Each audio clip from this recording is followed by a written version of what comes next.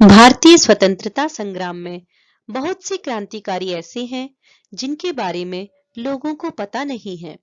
इन्हीं में से एक थे स्वतंत्रता सेनानी गंगाधर राव बालकृष्ण देशपांडे, जिन्होंने दक्षिण भारत के लोगों में देशभक्ति की ज्योति जगाई थी। महान क्रांतिकारी गंगाधर राव देशपांडे का जन्म 31 मार्च 1871 को हुडली, बेलगांव, वर्तमान कर्नाटक में हुआ। उनका पूरा नाम गंगाधर राव बालकृष्ण देशपांडे था। उनके पिता का नाम बालकृष्ण देशपांडे था।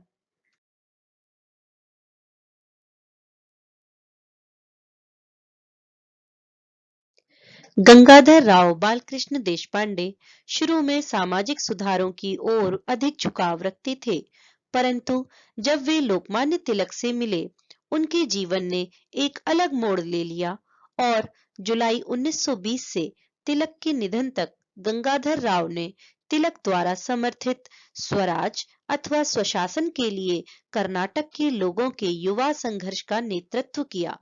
वे स्वतंत्रता के लिए भारत के संघर्ष में सबसे आगे थे और इस कारण उन्हें कर्नाटक का शेर नाम दिया गया।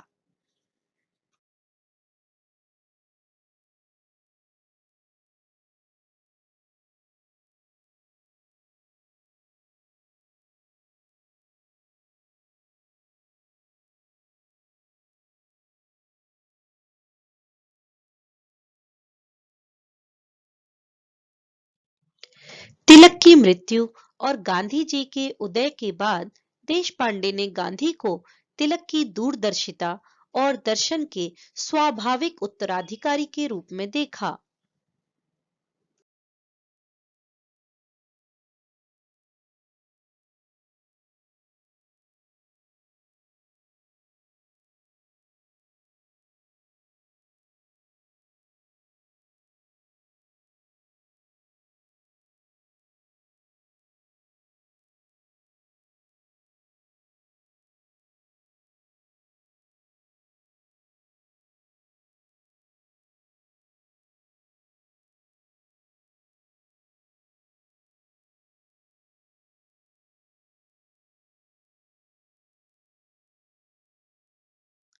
'जब गांधी ने दांडी में नमक अधिनियम का विरोध किया और नमक सत्याग्रह आंदोलन शुरू किया, तो देशपांडे ने भी नमक बेचकर कानून का विरोध किया और उन्हें उसी दिन गिरफ्तार कर लिया गया।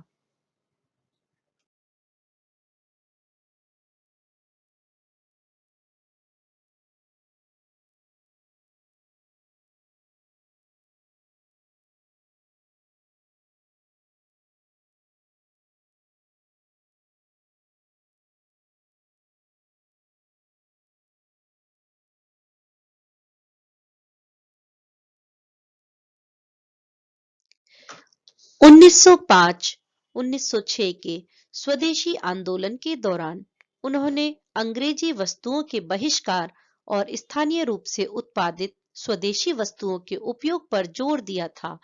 आत्मनिर्भर भारत के गांधी के सपने को ध्यान में रखते हुए देशपांडे ने बेलगांव में खादी केंद्र स्थापित करने में महत्वपूर्ण भूमिका निभाई थी, जो दक्षिण भारत में इस तरह का पहला केंद्र था।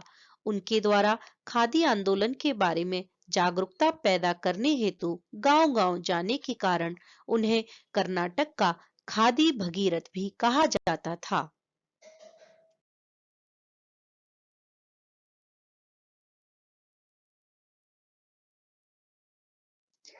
उन्होंने 1924 के बेलगाम कांग्रेस अधिवेशन की मेजबानी की, जिसकी अध्यक्षता महात्मा गांधी ने की। गांधी की अध्यक्षता में एकमात्र सत्र और संबोधन में असहयोग आंदोलन भी शामिल था, जिसमें 70,000 लोगों ने भाग लिया था।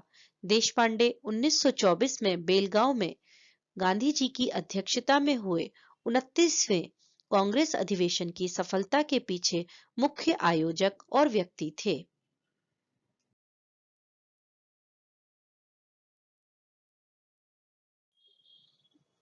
स्वतंत्रता आंदोलन के दौरान बेलगांव ने देश के दक्षिणी हिस्से में लोगों को एक साथ लाने में महत्वपूर्ण भूमिका निभाई थी। सरोजिनी नायडू, नेताजी सुभाष चंद्र बोस, जवाहरलाल नेहरू, सैफुद्दीन किचलू जैसे दिग्गजों और अन्य नेताओं की उपस्थिति ने शहर में हो रहे इस ऐतिहासिक सत्र को महत्वपूर्ण बना दिया था।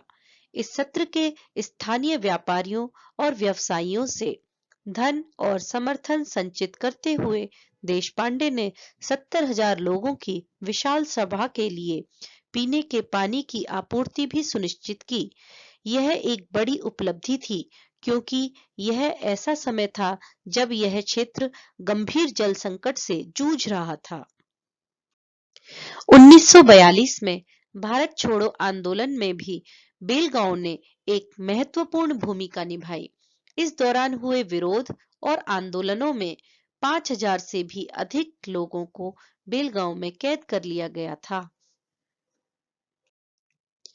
अंग्रेजी सरकार ने कर्नाटक के पुलिस की गिरफ्त से फरार 5 स्वतंत्रता सेनानियों पर 5,000 रुपए के नगद इनाम की भी घोषणा की थी और विडंबना यह थी कि वे सभी बेलगांव जिले के थे। इससे बेलगांव के लोगों में देश के प्रति भावना का पता चलता है।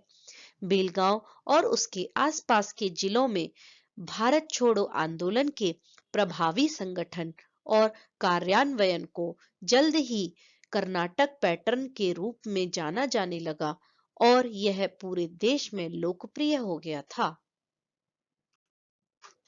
देशपांडे की वीरता, उनका वक्तृत्व कौशल, असाधारण शिक्षा, सादा जीवन और उनके विशाल व्यक्तित्व ने मिलकर उन्हें अद्वितीय और सर्वोत्कृष्ट महत्ता प्रदान की है। लोकमान्य तिलक के इस उत्साही शिष्य और गांधी जी के उत्सुक अनुयायी ने अपने जीवन के 60 वर्ष स्वतंत्र भारत के लिए लड़ते हुए समर्पित कर दिए थे। 30 जुलाई 1960 को देशपांडे का निधन हो गया था।